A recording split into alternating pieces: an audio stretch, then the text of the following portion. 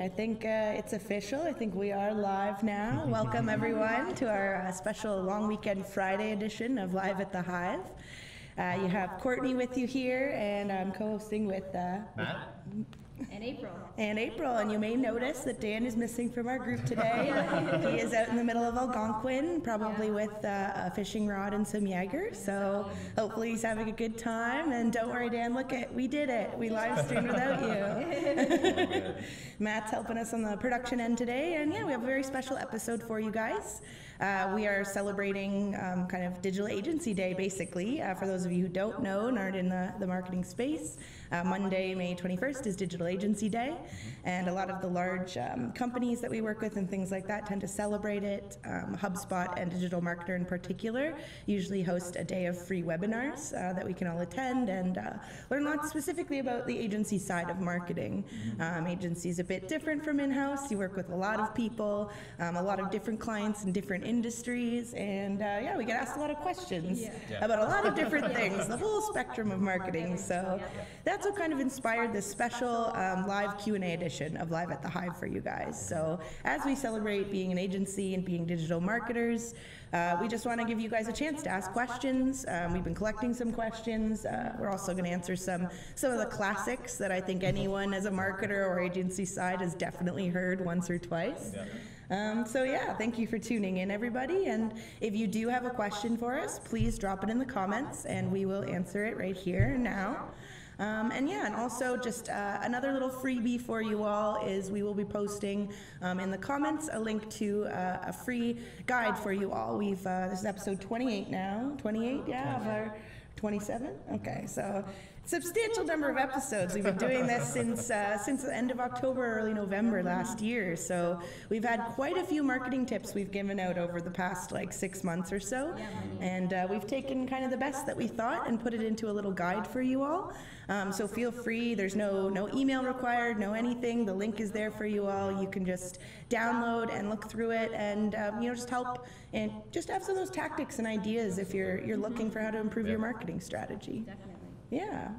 But before we do dive into the live Q&A, I know that Matt's been scanning out some things that's been happening this week. We're going to do just a little bit of a what's new section for you all. So I'll hand things over to Matt to tell us what's what. Sure. So we're just going to keep it sweet. There's 3 new things that you guys should know for this week. The first one being is that the Facebook story videos finally surpassed 150 daily active users on the platform. Crazy. And these are the 5 to 15 second videos on Facebook, either your Messenger story or your story within the native platform itself. So it's very exciting. Definitely creates a new opportunity for ads to be placed up. And with that amount of daily active users, I mean, yeah, we're going to definitely be seeing some ads on there in the near future. Oh yeah, for sure. Yeah, and it's a piece of news because obviously when Facebook came out with their own version, everyone was like, I already have Instagram stories, why would I use this? So people were a little kind of resistant at first when it came out as per yet another social media that they could use. So that's definitely part of why, in this time frame they've reached such a milestone, why it's kind of important in that they're kind of a point of proof for them as they're smiling, being like, look, people did use it. They do like it. So that's interesting. And they've also, kind of the question that marketers are asking themselves is, at what point, does the audience grow large enough to create advertisements on the channel? So in February of this year, they added Instagram story placements into advertisements. So you may have noticed as you scroll through your stories that there are now ads. Whether you like them or not probably depends on the targeting and how well the strategy behind the ad is. But yeah, so I very much anticipate that yes, that there will be ads rolled out into the day feature on Facebook, but it'll be interesting as they're kind of focusing on the growth of it, that there's obviously going to be more development and more focus put on this feature in the coming year. So yeah, if you haven't tested it at all, especially for live events in particular, I don't know if you guys have noticed, like the thing I kind of like most about stories that's a bit different is that if there's an event that you're going to, you can add to the event story. So for example, if you're at a music festival, as opposed to like one poor soul going around with the festival's account Snapchat and like making a huge story, you can actually have people submit stories to it as well. So it's a really great way to collect UGC. So yeah, I think it was a great little bit of news, but yeah, lots of things happening in the social media world today. And then the second second one we have is leaked photos of the creator search. Facebook's native influencer. You get to find different influencers throughout Facebook, and it's really going to be interesting to see how it impacts all the growth hacking strategies that we have in place, and finding new partners for partner distribution. Yeah, and Creator Studio, it's a piece of basically Facebook gave us a notification earlier this year saying that they're rolling out a whole bunch of different features for creators and publishers and people like that, kind of probably to soothe the people who've been a little angry with some of the focus that they've drawn away from them recently. Yep. But yeah, they did allude to at their conference to a whole suite of creator features, and yes, this is the first sneak peek. Whether or not it was an intentional leak or not, I don't know. We'll leave that to the PR specialist over here. I mean, it looks pretty clean. The whole setup looks really clean. It definitely, I've used some tools in the past, and I think it's definitely going to be interesting to see how it differs from those different methods that we've used in the past. Yeah, maybe it'll save time. I don't know. I guess only time will tell, right? Yeah, we'll see. Yeah, Hopefully. I think they're just trying to catch up with what the industry wants. You know, a lot of publishers on Facebook are trying to, or were trying to manipulate kind of the existing systems for monetization to their own kind of purposes. So Facebook's kind of trying to be like, whoa, like, instead of taking the tools and trying to, growth hack them and make them work for you, we're going to give you a set of tools so it can be a little more structured. So it is good news. It's interesting. If you are a publisher or looking at growing or monetizing your Facebook page, definitely keep an eye on those releases. And then the last one, it's actually really interesting. Instagram has officially launched a reshare for posting stories and things like that. Woo! Whether you might be very excited about this or not excited at all, depending on how much you use Instagram. But in our office, we were pretty excited. It's exciting. Yeah, It is cool. If you're a content creator, especially, I mean, like, what is the ease of it? Basically, for people who aren't quite sure. Perhaps if you're not familiar with resharing, perhaps you can explain like the functionality of it. Yeah, so basically you'll be able to take other profiles' stories and post them on your own, and you're actually able to add stickers and different text to it too. So say if you're launching a new product and you put it on your business's page story, your followers can take your story, post it onto their own, and add little captions like, oh my god, I want this, and things like that. And I think it'll be cool to see how like partnered influencers will also bring that in. And it'd be a great way to kind of find these influencers as well, right? Yeah, for sure. Yeah, no, that's a good point for sure. And I think that that's an interesting thing in that I think they're trying to help encourage shares, because Instagram specifically is very much about, just genuine engagement, a little even more so in the algorithm than Facebook is. So I think that ability to be able to share that easily is just, they want more people sharing and commenting. Right. Like, while engagements and everything are great, shares and comments are worth the most. So I'm all for them giving us more features to help that happen. Yeah. And it also gives them more content to use, right? Instead of creating their own, it's just, it's a quicker process, right? Exactly. So, yeah. As a content creator, for sure. It's any kind of repurposing that you can do, and any way you can make things simpler for yourself, really, is just going to help you in the long run, because it's definitely an efficiency game when you're doing social media in particular. It's a fairly time-consuming platform to work with. So, yeah. And those are the 3 things for what's new this week. Yeah. So, lots of things are always new, but we wanted to kind of limit it to a bit of social media today, because we do want to get to your questions. We do have lots of questions. Like I said, you can ask questions in the live, leave in the comments, and we will answer them for you. We wanted to kind of start out with a couple of the classics, that we get asked a lot of the time. Perhaps you have this question and you're just a little too shy to post it. And while we go, we do poke fun sometimes, when questions are asked, but we do, without those questions and without you guys, needing to learn from us, we wouldn't have a job. So we do appreciate that. That's true. That people look to us to be a leader and the client, and to guide their marketing. So, first and foremost, one of my personal favorites that gets asked all the time is, how do I make my video go viral? So if you are, it's a loaded question, to be sure. We wanted to come out the gate strong with that one. So one of the best answers I've ever heard, as I do lead up our video marketing programs at Honeypot, is you do not, virality doesn't just happen, you craft virality. So virality, unless you are some celebrity, you know what I mean, or something like that. There are instances exactly that are, you know, exceptions to the rule. Like if you got this amazing clip of your cat doing something super silly, you know, but there are occurrences of natural virality, although they are few and far between kind of in this day and age. Most things that you see go viral, that you see in your feed shared from everywhere, it is crafted and it is constructed. Absolutely. Yeah, and these guys can speak to the amount of time and effort that goes into constructing those kinds of partnerships. I don't know, we had, you know, our one publishing partner, we had, I think, between about 50 partners that we would work with, or more plus. It's definitely it's definitely a process to make a video go viral. But I mean, there are some ways that you can use and utilize that naturally make your posts go viral. I mean, being up to date with the latest, I mean, memes is definitely one way to go. I know recently on Twitter, one of the Avengers memes recently went viral. And it's of course it did. Captain America, So I mean, just keeping on top of those, like posts will go viral, and like using content, using those to create content for your business as well. Shall we mention Lanny and Yanni and Laurel? Maybe Laura, not. But those are specific, like super specific. Like that's what we mean by sometimes organically it can happen. But as a brand, if you are anticipating that you will post a video and somehow it will get picked up and all of a sudden just go viral, that's not how it happens. But that being said, you can craft it. You can put a plan together.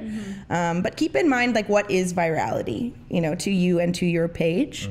Facebook itself, if we're talking about Facebook specifically, has a virality rate, which is calculated based on like your views, but also in addition to the time that you posted it in. You know, if you've had a video sitting up there for 5 years and you're like, I just passed the 1 million view mark, it's like, that's not really considered virality. It's a mixture and a balance of the time and the video views that you accumulated that in. And it's really your page size as well. You know, like the publisher I mentioned earlier, one of our favorite publishers, Backyard Media, they, you know, would have many viral hits, but it depends on the rate that you determine for your page size and your industry and your content. It's not really like a blanket, you know, 1 million plus views is viral. You know, that's not really how it works. Also the frequency. Absolutely. Yeah, for sure. We actually just launched a video marketing campaign this week for a client who is kind of newer to the video marketing space and the video posting, just starting to build up their social media audiences. So when you have, you know, a video that's been viewed 10 times is your best video on the page, and we were able to generate over 800 minutes of view time in the first 3 days of the launch of the video. So, you know, for BuzzFeed, would that be a viral hit? No. For this client in particular, because the size of the channel and the audience that you're looking at, yes, very much so, that's considered virality. Yeah, and that's a combination of sharing partnerships, like we mentioned earlier, but also some organic, you know, leveraging your organic channels, like your email and your actual social audience. But also some paid as well. You got to put a little bit of money behind that, or you're not really going to see much happen, especially if you are planning to just post this on social media. Please at least just boost it for like $20 to $50. You will get a lot more out of that resource that you've put a lot of time and effort into creating, which is especially the case with video. Nothing's sadder than a video like that's, you know, costs a lot of money to make, and then it just sits there and gets like 20 views, you know. So Hannah recommends we use a cute puppy. There you go. That's another way. A little bit of luck too. I think a little bit of luck definitely goes into it. There are certain times when you're going to trend and it's, you know, it's beyond your control. Perhaps a trending topic that comes about just naturally that you can leverage. But yeah, it really depends on the timing and then the strategy of it altogether. So yeah, if you want to ask any more about crafting virality, we've had some great experience in it for sure. Absolutely. Yeah. Definitely. All right, let's go on to the next one. The next question we get a lot is, can I rank number one on Google? That's and I think that this is a question that like most businesses have probably asked themselves if they haven't voiced it aloud. And first and foremost, like, yes, you can rank number one on Google, but of course in marketing, you know, all answers are conditional. Like, what are you trying to rank for? So that's probably what I would start with in terms of answering that. So yes, you can for sure. But my next questions are going to be, what keyword is it you're trying to rank for.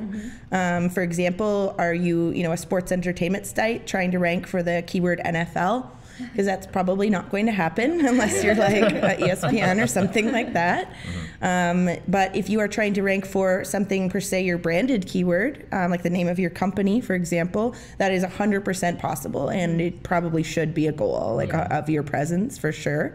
And naturally, just through the SEO of your site and your activities, that will probably happen for you. And there are some things that you can do, some tweaks and whatnot to your keyword structure. But you should definitely always kind of try to include branded keywords, because obviously someone searches honeypot marketing, we want to be the first thing that comes up so they can click it and find us easily. You don't want to be, especially as SEO marketers, we don't want to be like the 10th listing on the page. So yeah, so you definitely can. And the second question is budget, I would say, also, in that you're like, okay, what if I want to rank for NFL? It's like, okay, but it's gonna cost you. Yeah, consider that people bid on keywords. It's real-time bidding is how the internet and keywords work. If you're not quite sure, not familiar with that term, there's lots and lots of documentation about real-time bidding. It's just the nitty-gritty details of the advertising and keywords. But basically, yes, you could rank for it if you are willing to pay for that keyword.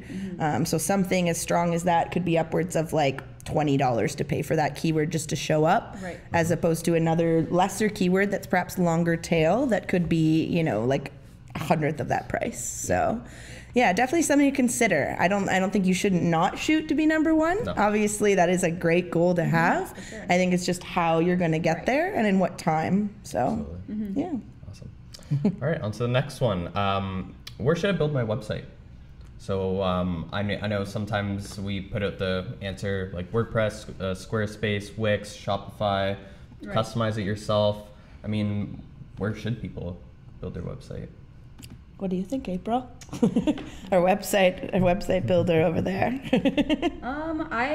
Personally, I really do like WordPress, because I feel like it's good for not only us but the client as well. Like, it's pretty easy to learn and use, so it's kind of like client friendly, and as well like agency friendly for other people trying to build it on their team.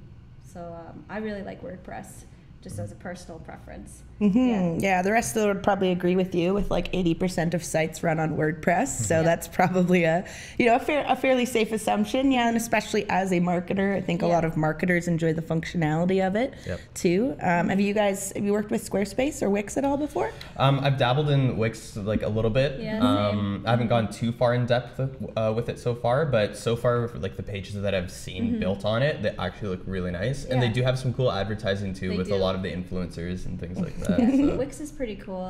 It's pretty easy. It's drag and drop. So as a graphic designer, it's pretty fun to design everything, and you drag it. It's really simple. So it's another website that I feel is pretty easy to use.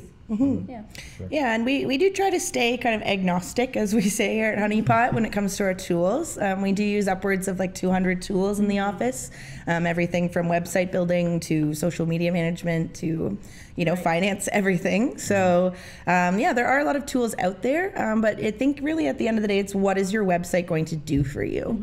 A lot of people kind of barrel ahead and just, I know I need a website, so I'm going to make it, and just go for it and just start it in Squarespace or Wix, because it's perhaps you're an entrepreneur and you need something that you can do that's more hands-on and drag and drop. But really consider kind of the end goal, because transferring from a CMS or a web hosting server to the other can be quite an undertaking depending on the size of your site. So it is well worth it to take the time to consider down the road, a year from now, not today, what website do you need, but a year from now, what website will you need?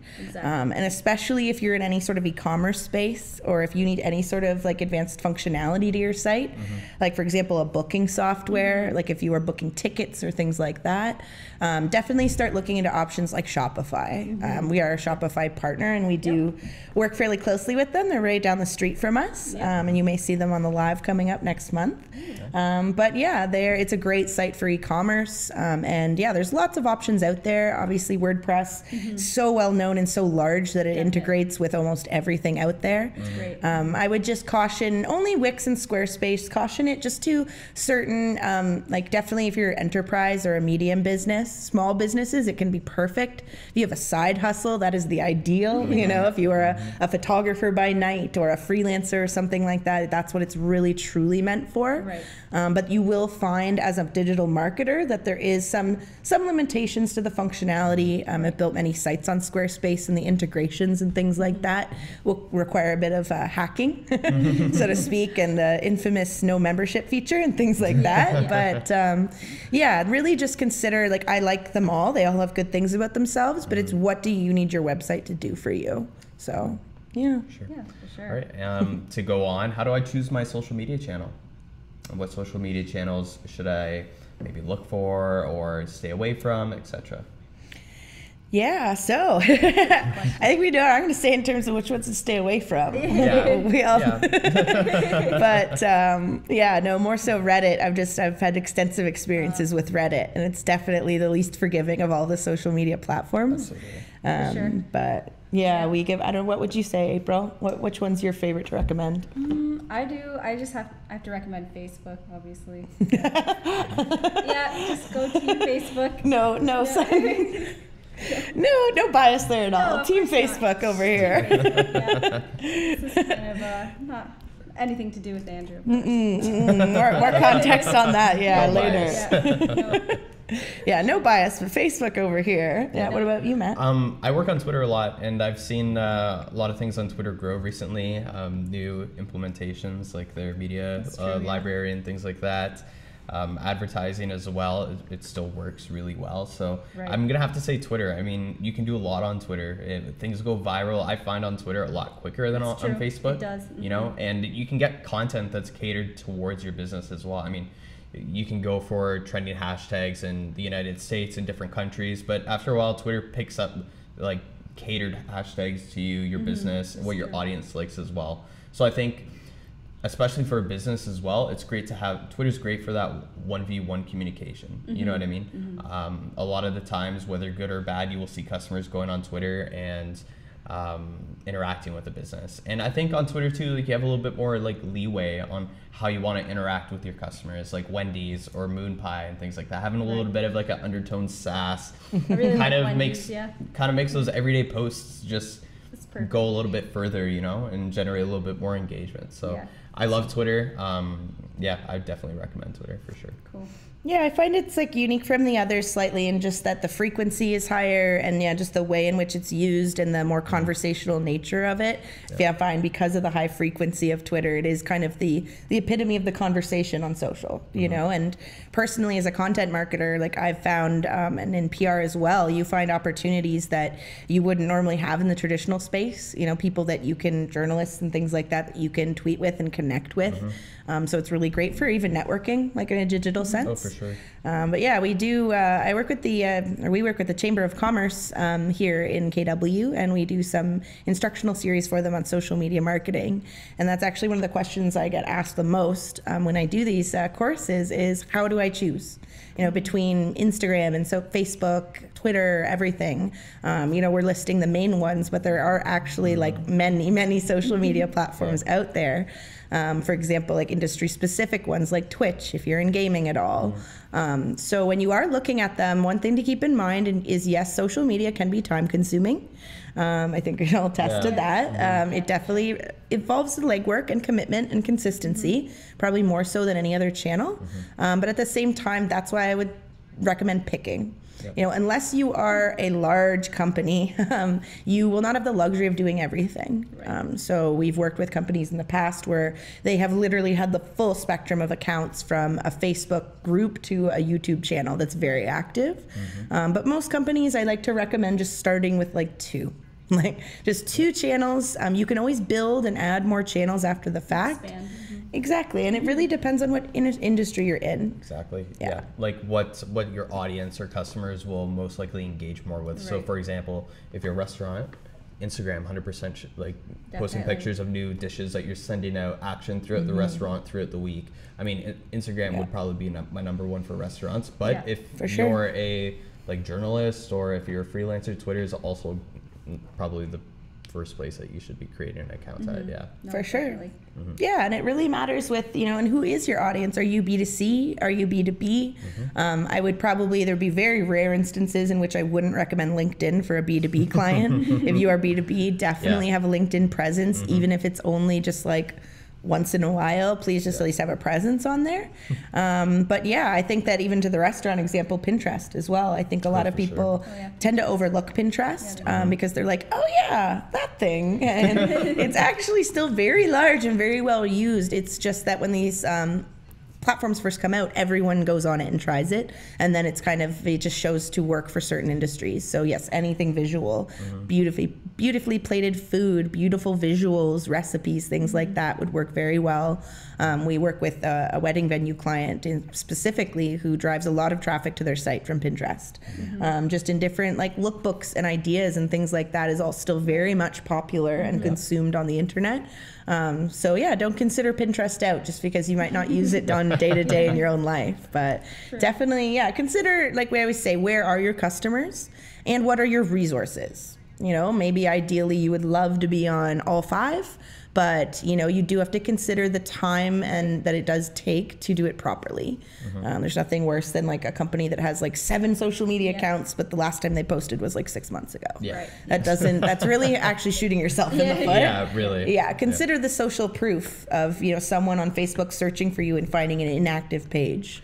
It's like, I don't know, do you guys think that would be worse than not finding a page at all? Yeah, I think so. I think so for sure, especially if you're a brick and mortar business. It just shows like maybe like, are these guys still here? Like what's going on? You know what I mean? Exactly, to that point, like what happened to them? Whereas perhaps if you're not there, they just think, oh, perhaps they just don't have a page. Which it could be worse if you, depending on what you are, I think, depending on your product. Like, as you grow your social channels too, I think that maybe one channel will become more active than the other one, or have more frequent posts, but definitely don't leave a page neglected like that, for sure. Yeah, for sure. And scheduling, if you're asking us, like, I'm a busy entrepreneur, I own a business, or I'm an all-in-one marketer, how exactly do you do that? That's where scheduling and tools come in handy. There's so many tools out there for social media. We personally use Hootsuite typically, or HubSpot, depending on which our clients are using. But scheduling content out, it's really the first thing I recommend for people, is just take that time at the beginning of the month to craft content that you can schedule out throughout the month as your safety blanket, as we call it, so that you're not sitting there being like, oh my gosh, it's been a week and I have nothing, and oh my god, let's make something up. That's really just post and pray is what we call it. So it's gonna force a strategy, and it's gonna make you think that social media isn't working for you, really, when really I've seen it drive upwards of like 30% of site traffic for people. All right, next question, it kind of leads into it. Does blogging still work? So you can blog for your business. It's a good idea. I'm gonna say yeah. We'll take a poll first. Yes or no? I say yes. If only Dan were here right now, he'd be like, you better say yes. No, but yes, I would say definitely blogging does still work. It's a question we do get asked. I see it also just like in the general like content marketing sphere as well, like articles written about it, like, is blogging dead? And I would say that like people in its original sense of like, I have a blog and I'm gonna rank #1 just because I post occasionally on it, like that kind of blogging is dead, you know? But blogging as a central tool for your SEO strategy, 100%. For sure. And it's really how it's done. Like we said, post and pray. It also applies to blogging as well, and social media. If you're just whipping up like a random 200-word post, whenever you have the time, then no, that's probably not doing anything for you, and your blog is probably dead. So, but if it was, that's not a bad thing. You can always revive it. That's okay. That's true, you can. You can do that. But yeah, from an SEO perspective, we've seen it used well for, distribution of like assets and things like that. If you're producing lead magnets, conference support, if you attend live events and things like that. It also thought leadership. For sure. Like a lot of people really kind of discount that. But especially if you are a large company with a larger sales cycle, if you're not doing any thought leadership or any kind of lead nurturing like that, it's a really huge opportunity for you. For sure. Yeah. I agree. Yeah. Awesome. So next one, how do I get 10,000 followers on Instagram? Dylan, where are you at?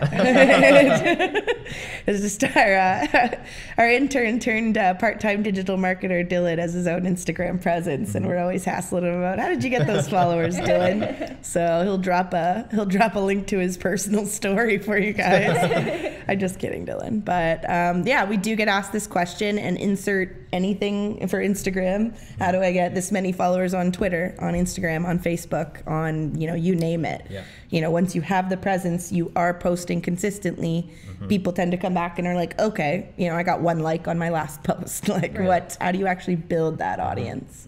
So what do you guys think would be the first thing you'd say? I think just building up a solid content library, content that's targeted towards what you want to create your profile about, whether it's like Dylan has a personal profile or whether it's for your business. I think just coming up with a library of content and a plan of what type of content. Yeah, exactly. Consistency is number one, right? I mean, that's the only way that you're going to ensure that you're building engagement and for sure. Catering those posts to your audience for sure. I agree. That'd be the first step. For sure, yeah. And I find that most people, it's great to get that consistency and the content going, and that's definitely the first recommendation. But the other leg of it is called community management, and that is equally as essential, if not more important on Instagram, I would argue. Oh, for sure. Instagram in particular. So if we were talking about the specific Instagram question, 100% that consistency and being very particular with your content on Instagram. Yes. If you take a photo and you're not 100% happy with it, don't post it. Think about curating your feed on all social media, but especially on Instagram, what they call the grid view, which is when you go to a feed and you can see that grid. If you have a mishmash of filters and formats and things, it does not bode well. It's really, people that are brand guardians, actually is what they're called, are paid to actually do that and view the brand and make sure it's consistent. It sounds kind of silly, but it's really very important. Just to make sure people are getting that impression when they come to your page. Like if you are a photographer, for example. Having a nice palette on your profile, It makes a good impression. Looks really clean. I'm jealous of some of the profiles I go through and I'm like, oh my goodness, I wish. I'm too crazy with my personal filters. I'm too I like colorful things, and my personal one is I'm consistent. They're good photos. It's just the filters are crazy. That's me too. But for the genuine community management, consider that there are some basic things you could do, and you have to do these consistently. Social media and growing your channel and your audience is like we said, a consistent month-over-month journey. It is not like, you could, depending on your resources, you could get a lot of social media followers in, the first little bit, but. And I think also it's important to note that you're just not, when you're growing your channel, you're just not posting the content like we said beforehand. It's a lot of work, but you're going to have to engage with other profiles to kind of put yourself in these pods and things like that, and kind of drive engagement towards your channel. I think that's really important, just not being kind of, here's my stuff, like it, but going up to other people's stuff and being like, I really like this too, and create a community. And the word pod, that's what Matt just mentioned, is a very important key to Instagram growth and even into Facebook as well right now. If you're not familiar, an Instagram pod are different accounts that are of similar interests and things like that and topics, and they actually form a pod together, and they will share one another's content, because when you are looking at social media growth, like we said before, shares are worth the most, comments are worth the next, and then reactions are sitting there at number 3, and then likes, or the basic one, is all the way down there at number 4. So you do want to increase as many shares as possible. So what these pods do is when an Instagram person makes a post, they go into either just a DM chat, or perhaps they use a third party. I forget the one that they were always using. That's the one that's like Telegram Telegram was what they were using. I think it was Telegram. Yeah, is very popular for this. And so they will share that link to everyone and say, hey, in the next 24 hours, share this post, please, or comment on this post, please. Definitely, And two things important about that. One is that you're getting everyone not to take that content and share it individually on their own pages, but that they are actually sharing your post, because that indicator that there are lots of posts sharing lots of people sharing one post is better than like having 20 people sharing it individually. Right. It's much stronger to do it that way. And recency as well. A lot of people don't realize that if you share my post a week later, that's great. It's still worth something. But the more people you can get in soon as it's posted, like within the first hour, if you could get 20 people to share it, for example, that's what contributes to that virality rate. Right. And Absolutely. yeah, and the reason you're feeding into that is because it's an indicator to the algorithm. And they're like, hey, an hour ago this was posted, already 20 people have shared it. I'm gonna show this to more people because clearly they like it. Right. So Makes sense. in layman's terms, that's how that would work. But yeah, there's actually a lot of details like that on how you can kind of work genuinely with the algorithms to get more attention and more engagement. Cool. Katie did have a question that relates to it. How do you handle the haters on social media? So for this one, I mean, in public relations, we kind of use a formula for not so much like haters, but I guess we use this for crisis communications, but you can kind of convert it towards haters, and it's a green light, yellow light, and red light, and assessing the situation and really kind of bringing your action, correlating it to that, I guess, situation. So, for example, like I guess a troll in the comments or something like that would be just like a green light situation. Like I would probably just like ignore it, not Right. throw any kind of fuel on the fire and things like that. But then when you get into situations where it's like a really disgruntled like customer or something like that, or Right. someone has a genuine concern about your product, that's when you would go for like a yellow light or even like a red light situation where, okay, this comment really needs to be addressed right now. Right. I really need to reach out to this person, et cetera, like et cetera, yeah.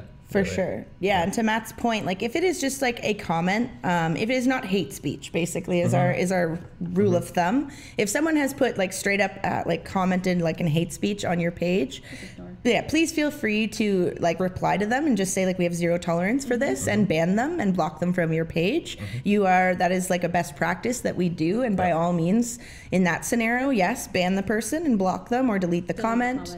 Yeah. But in other instances, yes, when perhaps it's someone who's displeased with your product, or we've had people straight up be like, this doesn't work, you know what I mean, and things like that. So like, how do you address that? First of all, do not hide it. Do not ignore it if it is a comment like that, but do take it offline ASAP. Right. So do not have a thread and a back and forth right there in front of everybody. Address the person's comment, how valid it is or not. Yep. It's a typical sales technique, actually. It's called the spin technique. So you address and you say, yes, I understand your concern. Thank you for like giving us feedback, and provide either an email or ask them to DM the page and say that you can discuss it further. Because it can just really a lot of the times, 9 times out of 10, we are able to rectify that and turn one of those angry fans into actually an advocate.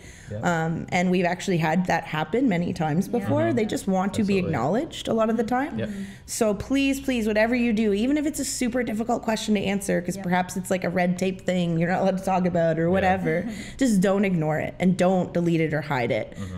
Because that'll just, it's a bad indicator, especially to social media savvy people. And also just on that note is our challenge response guides is what we use for when people troll us, Katie. We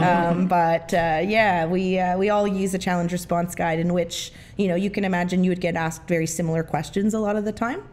So for example, a particular client of ours is a pharmaceutical product, and obviously we can only give very specific answers about like the ingredients and things like that. So you would have a guide and basically an FAQ, so that everyone who touches the client basically from a customer service perspective can give the correct answer. And a consistent answer too. Right. Yeah, for sure. In this day and age, you need to consider social media as an extension of your customer service, basically, as well as like a brand building like tool. a lot of the times too, like social media is becoming like a company's like customer service is becoming their #1 way to communicate with the customers. So for sure. I mean, it's really important. Yeah, well, you always see support pages and things like that for companies that are large enough to have the resources to run them. There's lots of support pages. We've seen people do private Facebook groups too for like your VIPs and do it very well. It's very great for retention if you are looking at that. Social media, well, originally was thought of as like a tofu channel, top of funnel. It's now actually being used at all levels of the channel, of the funnel. So yeah. Awesome. So the next question would be, I think we kind of already answered this one. What's the best way to engage with my followers? Yeah, I think we've gone through it. You know, the only thing I would add is just features are your best friend. You know, and variety is what I tend to tell people. Is people tend to just do image with description of 2 lines, image description of 2 lines, and that's very natural. There's nothing wrong with that. But consider that there are about 8 different ways to make posts on Facebook alone. So it could be a carousel, it could be a slideshow, it could be a video clip. It could be any of these things. So really consider the different formats. Canvas as well are ones that are very underknown, I find, but they're actually pages that live on Facebook that allow you to craft like a story. So you could have multiple like videos and images embedded and things like that. For example, if you have a product release and you want to make a post about it, but you have a lot to say about this new product release, why not make a canvas and make it a canvas so people can get that full story? So in terms of engagement, that's definitely what I would say is look at the variety of your content. And again, the genuine community management. Answer every comment that comes through. My team can attest to the fact we had a client that had upwards of like, what, 300 comments on their Facebook page a day. We answered every single one of them, every single one. And those are great indicators, not only as social proof to people seeing it, but to the algorithm. You have to keep in mind is the algorithm is looking at everything you do, and engagement is always the key to all of that. So yeah. Absolutely. And I'm just going to mention Dylan gave us he was saying he definitely agrees with these engagement topics, and he dropped a link for you all if you're interested in learning about how to build your social media followings, specifically Instagram further. You can check it out. He does know what he's talking about. But yeah, it's right there for you guys. Cool. And Hannah just asked, do you recommend boosting Facebook posts? Like we said before, yes, for sure. Yes, I love to recommend them more so because we tend to work with a lot of entrepreneurs. We're here in Kitchener-Waterloo, the entrepreneurship capital of Canada. So a lot of people are like, hey, my ad spend, like I want to launch a contest, my ad spend is like $100. You know, and it's like, well, you know, an ad on Facebook for $100 isn't going to get you very far. But to Hannah's point, if you boosted a post for $100, that would actually be a much more efficient use of that spend. Absolutely. Yeah. For sure. The next question we will go to is, how often should I update my website? Well, as often as possible. Yeah. Like we said current. before, don't leave it relevant, like 6 months and then kind of come back to it. Yeah, no, Yeah. definitely. All of these things are like, these are ideal answers. Like we understand some people are, you know, you are an all-in-one marketing machine, or you're an entrepreneur trying to learn marketing. So please don't like feel bad if you're like, I haven't updated my website in like, you know, 6 months. Like that's okay, it happens. But yes, recency is still a very strong indicator for the Google algorithm. So the recency of your posts, which is where blogging comes in, our friend blogging. You know, if you're like, I have site pages, they're there, I'm happy with them, I don't want to expand them any further, that's where blogging comes in. So you can have a blog coming out once a week, once a month even, and those recency indicators just help your SEO rankings and things like that. Absolutely. Yeah, for sure. And then one of the last questions we'll ask is, do I need SEO for my marketing plan? I'll say yeah. Yeah, you'll need SEO. Lindsay Bailey says, hey. Oh, hey, girl. Lindsay. Hi. Just gonna shout out, thanks for tuning in. Yeah, thanks for coming over. But yeah, SEO. Yeah, we'll have to do Dan justice on this one. But yes, SEO is, you know, I would say that back in the day it was kind of its own, you know, sphere and its own bubble, but it's kind of, it bleeds into all marketing now, whether you're writing social posts or running an influencer program or creating a website. You know, search engine optimization, for those of you who don't know what the acronym SEO is, and that is basically how you rank in Google's algorithm and how you show up in their algorithm is incredibly important. But there are some little things, like it can get technical. Some elements of SEO are actually very simple. If any of you are working in WordPress, for example, and you are setting up a post, and in the back end you may have the plugin Yoast. which allows you to add SEO information, like the meta description, for example, and a featured image, and what is the keyword, and things like that. Those are the basics that you should learn before you get lost in any rabbit holes about, about long tail keywords and and advanced link building and things like that. SEO is a full industry, but there are little things that it's really just common sense that anyone can learn, and I do definitely encourage it. There's a lot of great places you can go to learn these. We have SEM, Search Engine Land is a really great blog that has a lot of great information about it, but 100% you should be considering SEO, and if you're not considering SEO, that is why you're not ranking #1 on Google. But I think it's interesting the way you put it in the beginning. When it first started, not everyone thought they needed SEO, but now they need it. I think we can relate that with social media. Businesses, when social media first came up, they're like, okay, I have a business website for my business, but I don't really think I need social media right now. But now we're starting to see businesses building their social media accounts and wanting that social media account and needing it, right? So I think keeping on top of your presence online is definitely worth it. Investing in for sure. Yeah, and if you are, I don't know what you're talking about, I don't know anything about SEO, the one main thing I would give piece of advice is look into Google My Business and your Google My Business setup. It is easy to do. Anyone can do it, and Google gives you a step-by-step on how, and it will be a huge bonus to you in your search traffic, and it's one of the basic things we do for all of our clients when they come on board with us.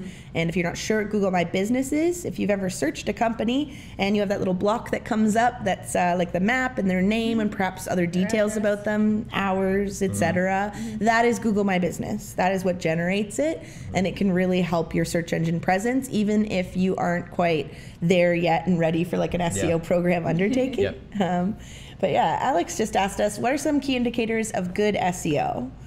So when we've mentioned some of the tactics that you would do for SEO, but what actually is an indicator of great SEO? Definitely choosing what content you want to implement your SEO on. So for example, from a PR perspective, traditional PR, people have just typed up press releases and sent them out, right? But nowadays, it's a really good PR strategy is creating 2 variants of your press release, or actually just 1 variant, and including SEO into that press release, and then posting it onto a lot of people post it on their blog right now, but honestly, you should be posting it on the press page of your own website, and that gives your website more SEO authority on Google and ranks you higher up. So I would definitely say that's a good indicator of good SEO for sure. Determining what content you really want to start implementing SEO on for sure. And whenever we, that's a great an example of how we consistently always include it in anything that we do, especially on the content marketing side. We look at everything to do with that. But yeah, in terms of an actual indicator, when we, for example, start with a client and we check out their site and their SEO, what are we looking for? We're looking for which keywords do they currently rank for. So we use tools like SEMrush and Moz are 2 of our favorite tools. But basically, you can put in your URL for your site, and it will literally tell you, for example, honeypot marketing. Are we ranking for the keyword honeypot marketing? Are we ranking for marketing agency Waterloo, for example? Things like that that are also related to your service as well. So different elements, it'll actually generate a report and tell us so that we can see, oh, great, they're ranking #2 for this. That's great. And oh, they're not even on the board for this one. So that helps us kind of craft the strategy. But there are definitely other elements, and if you actually use one of these platforms to generate a report, it'll tell you what you need to do.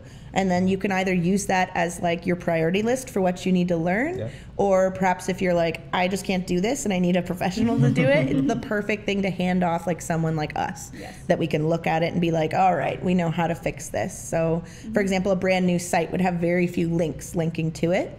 And link building is very key to SEO. I try to explain it to people as a research paper. When you write a research paper in school, you have a lot of resources that you're linking out to, that are all credible sources, and that's how they know you. They know what you're talking about.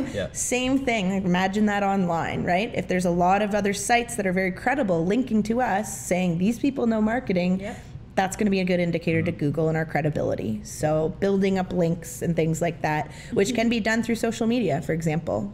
A social media post with a link to your website is worth a link in link building. It's worth very little, social media posts in particular.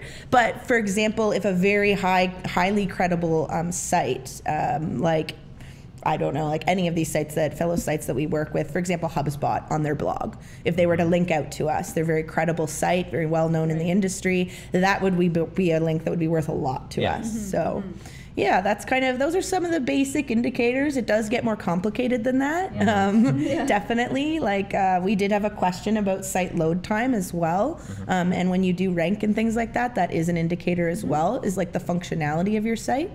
But that's getting into the technical side of SEO. I would say it's half content, half technical. So depends where you fall in that creative, logical space on which part you want to go into. I mean, if you're also wanting to get started on SEO and learn more about it, like we have tons of resources on the Honeypot blog where you can read how to write like for SEO, what kind of content you can utilize to bring SEO to your strategy too. So definitely just something to check out. Yeah, our founder Dan, who's usually on the show, as you guys know, has been doing SEO for like 15 plus years before it was a buzzword, before everyone knew what it meant. So yeah, if you guys have any SEO questions, by all means, he's definitely the person to ask. Ask Dan. For sure. Sweet. Awesome. And then I think we also had. I think we're kind of rounding up here, but I think we'll end things with just one last question. We just wanted to give a shout out to Alex. He's our intern from U of W right now, and he gave us some great questions. Just out of curiosity, as he started with us, kind of a month in or so, he's just had some questions for us to answer. So, I think we were going to ask about. How we wanted to maintain your page load speed on his website. So that was one question he had. Is we've mentioned before, is page load time is a very important indicator, but how exactly do you achieve a good page load time? Because it's actually proven that if a page takes longer than like 3 seconds or something like that, people will leave. You'll lose like 90% of your traffic after 3 seconds. Yeah, that's really bad. Especially, and I think that's even less forgiving on mobile. I think that's like an average. Videos too. I know. So like a lot of people on like live streaming services and things like that, the average user can only get 720p video. So if you're streaming at like 1080p or 4K, they're not going to be able to see your content, right? So they're just going to go right away. So I mean, So page load time is a great question, and we wanted to bring it up because it's very important for many reasons. Like for user experience, it is a huge indicator. For your search engine optimization, it's a huge indicator. And just for your traffic, like you're putting all this work into your website, you want people to read your content. Like you crafted an amazing blog post, but if it takes 10 seconds to load, no one's going to read it. So there are a couple ways that you can kind of fix that. One thing that's like a newer thing that a lot of people are doing, especially with a lot of mobile heavy audiences, is AMP, Accelerated Mobile Pages. That's a project backed by Google, and basically it allows you to take your web pages and it takes a variant of them and serves them instantly. So like the page load time is instantaneous, the functionality is great, and it's really, if you do have a mobile heavy audience, definitely look at implementing it. I've seen it like double site traffic. It's actually an incredible tool. So one thing to consider. What other recommendations would you guys make for load time? Not having like large images on your website. Absolutely. Again, it's just it slows down the speed of everything. So make sure those images are not too big. I think the design of the website too. You know what I mean? Like. I mean, you go to these websites and they take a long time to load, and then once they load, it's just like a mishmash of everything over the place. So, I mean, right now you can really use, minimalism is really trending for formatting and things like that. And you can really use that to your advantage in increasing your load speed for your website too, right? So just like keeping it simple, clean, but at the same time, you want to make it look like you're trying. You just don't want like a white page with like black text and things like that. You want to make it look nice. It's a good balance. But it's definitely two ways. It makes your website look great, like on like trend, but also like increases the load time too, Yeah, or for sure, decreases I the load agree. time. Sorry. Yeah, no, and that's a great point. Yeah, use those trends to your advantage. Don't overthink things or get things overcomplicated. You know, websites are no longer like they were in the 90s where it was just like flashes and bangs everywhere. Yeah. They're very clean and very visually appealing. So UX and UI, user experience and interface, obviously a huge area of marketing that's growing. But yeah, considering even from the get-go, not only like the formatting of, you know, what are you including? Do you have AdSense like on your page, like everywhere that's taking a long time to load? Right. Yeah. Do you have like a lot of large videos that are embedded and they're not really embedded quite well, so Right, they're right. taking a long time to load as well? Another thing, actually, that's an easy thing for when you are working on WordPress, for example, is the theme itself that you've selected. Some themes are actually very popular, but they're popular like from before mobile optimization and things like that were really, were really taken off. So it's something to consider if you do look at your theme and you see it could be your theme itself that's actually slowing down your platform, your site a lot. So also having like a mobile version of your site too. Yeah. I mean, half the time I'm on my phone looking at websites and things like that, especially for businesses. Yeah. So I mean, having a mobile friendly website, like it's just so much better. You don't have to wait for like minutes for a full desktop like website to load, right? Yeah, if you haven't considered mobile for your website or just for your audience in general, please do. Definitely. There are now 2 separate indexes for mobile and desktop. There is more presence put on like mobile than ever before by Google. So I know a lot of people have kind of been pushing it off, being like, I don't have time to do this, but please do, because it's only going to get more and more important. Yeah, for sure. Awesome. I think that's about it. All right. Yeah, it was a lot of questions, and hopefully you guys got some great answers. Yeah, Thanks for tuning in with us today, and have a really great long weekend, everybody. Yeah. Awesome. All right. Have a great long weekend, Perfect. guys.